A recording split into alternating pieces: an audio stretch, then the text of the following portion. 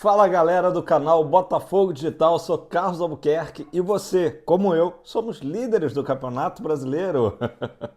Estamos começando essa segunda-feira para passar aí sobre alguns assuntos aí, as últimas notícias fresquinhas do Botafogo. Uma delas, né, que preocupa um pouco, obviamente, é a questão que o Informa Fogo no Twitter divulgou e o Fogão Net replicou essa notícia e a gente traz aqui para vocês. Adrielson pode sair agora na janela do meio do ano. Pelo menos o zagueiro alvinegro tem propostas da Europa, tá? Propostas, no plural, da Europa. É um jogador que se enquadra no perfil europeu pela idade, né? E, obviamente, pela performance, né? Desde que chegou ao Botafogo, Adrielson tem jogado sempre muito bem, né? Mantendo um padrão desde a última temporada. Então o zagueiro alvinegro desperta assim interesse e o Botafogo recebeu propostas oficiais pelo jogador. Agora, a boa notícia: John Textor tem o objetivo de mantê-lo no Botafogo até pelo menos o final deste ano. É algo que eu concordo totalmente, porque o Botafogo hoje ele não tem a necessidade como tinha antigamente, né? Todo mundo sabe, de venda de jogador para fazer dinheiro, para pagar dívida, para pagar salário. O Botafogo não tem mais essa realidade. Temos que levantar as mãos aos céus, né? Então, o Adrielson, e pelo a gente já sabe que ele é um jogador muito regular, a tendência é que ele só se valorize, ainda mais um ano que a gente tem expectativas, né? O Botafogo está muito bem no Brasileiro, é líder, né? Em que o Adrielson só suba de produção, né? No mínimo, na pior das hipóteses, mantenha o nível atual, que já é excelente o jogador, que o botafoguense logo aprendeu a gostar, né, do futebol do Adrielson, com seu calção levantado, camisa para dentro do calção, a moda antiga, né? Old school Adrielson. Então o Textor disse isso. Hoje o Botafogo não tem aquele desespero mais de receber qualquer proposta da Europa. Opa, viu ali que tem euro na jogada, estamos vendendo. Não. A ideia é segurar o jogador até pelo menos o final do ano. Até porque o Botafogo não tem um substituto imediato, né, no nível do Adrielson. A zaga ali, Adrielson e Cuesta, formou um casamento muito bom, né? O Cuesta é outro destaque alvinegro, mas numa outra situação de carreira, né? Um jogador já mais velho, que o Botafogo já renovou o contrato. Certamente o Cuesta deve, inclusive, encerrar a sua carreira jogando pelo Botafogo, né? Essa é a tendência, né? Aliás, Cuesta que fez o gol sentado no tapetinho, né? No sábado. Foi o time do tapetinho, né? Gramado sintético contra o do tapetão. Enfim, gozações à parte, o Botafogo fez essa brincadeira, né? Nas suas redes sociais. Mas, voltando ao caso Adrielson, a boa notícia é essa, de que pelo menos até o final do ano ele está garantido, segundo o John Textor, né? E aí sim o Botafogo vai ouvir propostas. Provavelmente com o Adrielson até, né? Esperamos, mais valorizado ainda em dezembro, né? Claro que se eu pudesse escolher, e eu acho que vocês vão concordar comigo, o Adrielson ainda ficaria mais um bom tempo no Botafogo, até 2024, 2025, né? Mas tem essa questão da idade, que a Europa sempre busca jogadores até certa idade, né? É uma característica do mercado europeu. Então também o jogador tem aquele sonho, né? Acredito que com o Adrielson não seja diferente, de jogar no velho continente, e aí chega o momento que ele decide, né? Quero ir, e aí fica difícil também de segurar contra a vontade do jogador, né? Pessoal, então essa é uma notícia. Ainda falando sobre janela de transferência, agora vamos olhar o lado bom, né? Que eu sei que vocês gostam. Contratações na segunda janela.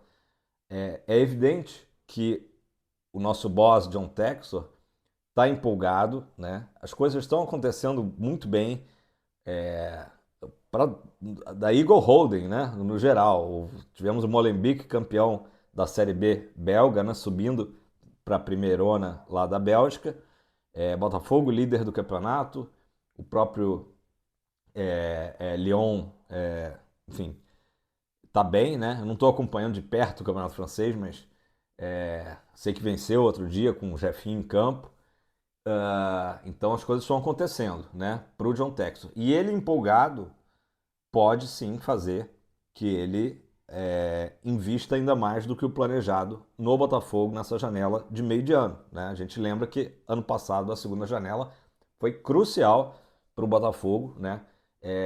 Jogadores pontuais que vieram e o scout atuou muito bem, né? A gente fala aqui do scout e é importante a gente dizer que tudo bem, aquela primeira janela ali que veio Piazon, né? Piazon que está de saída, já nem é mais relacionado no Botafogo, não se escuta mais falar em Lucas Piazon, mas a primeira janela foi meio que afoita, se é que a gente pode chamar assim, porque era a chegada do Castro, o início do Brasileiro em seguida, né? Não teve muito tempo assim para ser tão assertivo. Outro jogador que veio na primeira janela foi o Sauer, que está sumido, né? Tá sumido. Em compensação, o Botafogo não pode descartar jogadores, né? O Piazon, tudo bem, um caso que a gente viu que não deu certo, não caiu nas graças da torcida, não performou, adeus. Mas a gente tem que lembrar que tem que sempre ficar ali dando uma segunda chance.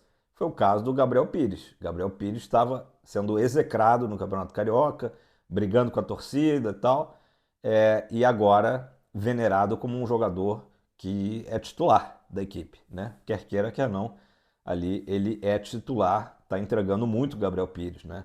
Então, a questão do scout é essa, né? Nem sempre vai acertar, mas hoje o Botafogo tem um trabalho sério, né? E cada vez mais respaldado, né? Eu comentei aqui outro dia de novas empresas que o Botafogo está fazendo parceria, visando justamente observação de jogadores, de talentos ao redor do mundo, né? E o Botafogo hoje ele tem também uma situação em que ele pode ir é, em busca dos melhores jogadores. Carlos, vai atrás de Messi? Não. Vai atrás de Cristiano Ronaldo? Não. Né? Vamos com calma. Mas melhores jogadores de grandes mercados também, né? De grandes países. O caso do Matias Rojas, que eu não sei porque eu cismo de chamar ele de Martim. Eu tenho um amigo na Argentina que é Martim, deve ser por isso. Matias Rojas. Quando vocês ouvirem Martim, leia-se Matias Rojas. E que o Botafogo está indo atrás, que é um jogador também super valorizado. Diego Hernandes, que já chegou ao Rio, né, trouxe a família, já postou uma foto com a família no Lonier. Tal. Diego Hernandes também é um jogador, uma joia uruguaia. E o Botafogo já contratou.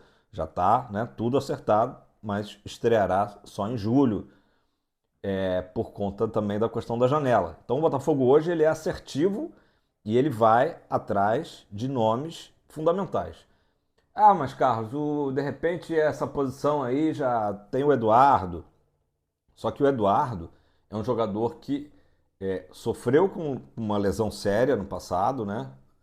Naquele jogo justamente contra o Fluminense no Maracanã, né? Ele faz o gol, depois ele sai contundido. é, e o Botafogo tem essa subida né? Tem esse crescimento de rendimento com a volta do Eduardo esse ano. Só que no ritmo de jogos, o Eduardo já sentiu também um pouco. E quando ele não vai bem, o Botafogo também não foi bem, né? Então o Botafogo precisa dar opções ao Castro. Diego Hernandes é uma dessas opções. O cara vai chegar e não tenham dúvidas, né? Assim esperamos, né? Que ele entregue o que promete, né? Como uma joia do futebol uruguaio. O Botafogo se dá tão bem, né, com jogadores uruguaios, né? Historicamente. Então, assim, o Botafogo nessa segunda janela, ele sabe onde procurar, né? Se falou essa semana de Marcos Rocha, mas é um jogador de 35 anos, vai fazer 35 anos, já foge do perfil que o Botafogo tem procurado, isso é notório, né? O Botafogo tem procurado jogadores mais jovens, né? 35 anos já seria uma coisa ali para apagar incêndio, né? Na lateral direita, né? É, Enfim, e o Botafogo com certeza teremos uma. Eu tô animado. Comenta aí o que você acha. Teremos uma boa segunda janela? Eu acredito que sim. Eu acredito que sim. Especialmente porque a campanha que o Botafogo faz até aqui certamente dá um empurrãozinho no boss, né? O Textor a pensar, poxa, vale a pena a gente entregar peças para o Castro. O trabalho está sendo muito bem feito até aqui. São 7 rodadas e o Botafogo é um candidato, não sei se é o título, mas certamente a vaga na Libertadores, no G4 seria o mundo ideal, né? Então, um campeonato tão difícil como o brasileiro, o Botafogo precisa dessas peças a partir de julho e, se Deus quiser, teremos essas peças, né? Passem esse vídeo para John Tex. Não precisa, ele está bem ciente disso. Galera, vamos lá. Outra questão. O Castro ressaltou na sua coletiva de que ele não é um fã ardoroso do gramado sintético. Como disse ele nas suas palavras, né? Como bom lusitano, que ele prefere o relvado, né? Natural, a grama natural. Mas não podendo ter uma grama boa, que era o caso do Newton Santos ano passado, é preferível ter um bom gramado sintético. E é exatamente isso. O Botafogo hoje está se aproveitando, né, no bom sentido, do gramado sintético para jogar o seu melhor futebol. Né? O gramado, beleza, o gramado, a bola rola super bem, é um gramado sintético de alta tecnologia, de última geração, né? Já falamos aqui, utilizado até na NFL pelo Arizona Cardinals, se não me engano. Enfim, então um gramado de última geração, né? E isso com certeza é um aliado do Botafogo e explica o fato do Botafogo estar invicto ainda no Newton Santos com o gramado, só empatou a partida com a LDU e o resto foram só vitórias, né? Então o Castro declarou isso. E ele deu a entender também que ano passado ele não podia reclamar muito do gramado do Newton Santos, né? Que o Botafogo teve uma péssima campanha em casa, para não gerar mais polêmica, como gerou a polêmica da questão do gramado, que parecia um estacionamento, né? Que até se falou, será que é o do Lonier? Será que não é? Fato é que o do Lonier foi melhorado o gramado, mas tudo indica que ele estava se referindo ao gramado anexo do Newton Santos, né? Que era sabidamente um gramado muito duro, né? Muito duro. E como já gerou toda aquela polêmica quando ele falou isso, ele certamente não falou do gramado do estádio Newton Santos durante o campeonato, até porque poderia soar como uma desculpa do Botafogo ter tido uma campanha horrorosa dentro de casa e também geraria mais polêmica, né? Então, agora, com o gramado novo, o Castro falou com todas as letras de que era um gramado que prejudicava o Botafogo, prejudicava os jogadores, enfim. E falando em campo anexo, o Botafogo está colocando, né? A gente conseguiu ver até agora no jogo Fluminense, né? Dá para enxergar ali o campo anexo, já está em fase ali, creio que final, para termos também o gramado sintético no campo anexo, mais uma opção para o Botafogo. É claro que o gramado sintético ele permite, né, uma carga de treinos e jogos muito maior do que o natural, por razões óbvias, mas é legal ter mais uma opção, até porque o Botafogo tem hoje o futebol feminino, tem categorias de base, né? Enfim. Então, mais uma opção, show de bola. E o Botafogo, quando tiver que treinar no gramado natural, porque ainda assim a maioria das equipes, né, dos estádios brasileiros são grama natural, né? Apenas 3 são sintéticos, né? Botafogo, Atlético Paranaense e Palmeiras. Então, o Botafogo treinando no Lonier, naturalmente, que é um gramado que está agora show de bola. Beleza, pessoal? 14 minutos. Essas foram as notícias dessa segunda-feira. Se tiver alguma novidade, eu volto para contar para vocês. Segue o líder, né? O que vocês acharam dos resultados aí do final de semana? Tava dando um empatezinho bom no Maracanã, mas tudo bem, não afeta a gente. Já no Grenal deu o Grêmio, um golaço do Luiz Suaço, vocês viram? Golaço. Mas são equipes ali que estão no meio de tabela, né? Inter e Grêmio. O Grêmio agora deu uma subidinha. E Cruzeiro é que faz o jogo de hoje contra o Cuiabá. Seria bom também um empatezinho, hein? Vamos torcer, beleza? Valeu, galera. Botafogo, quinta-feira, César Valerro. Depois a gente volta também para falar mais sobre essa viagem cansativa e esse jogo pela Sul-Americana. Abraço, valeu, tamo junto. Fogão sempre!